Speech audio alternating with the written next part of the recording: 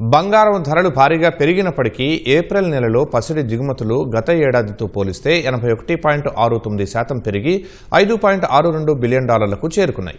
2025-26 ఆర్థిక సంవత్సరంలో బంగారం దిగుమతులు 24% పెరిగి $71.98 బిలియన్ రికార్డు స్థాయికి చేరాయి.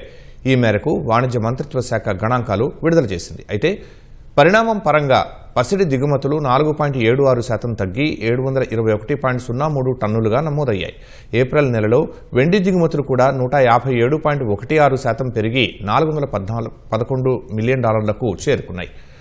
ఈ నెల 13న కేంద్ర ప్రభుత్వం విలువైన లోహాలపై దిగుమతి సుంకాన్ని 6% నుంచి 15%కి పెంచింది. ఆ ప్రభావం ఈ ఏడాది దిగుమతులపై ఖచ్చితంగా ఉంటుందని మార్కెట్ వర్గాలు అంచనా వేస్తున్నాయి. ప్రపంచంలోనే అతిపెద్ద బంగారం వినియోగదారుగా ఉన్న చైనా తర్వాత భారత్ 2వ స్థానంలో ఉంది.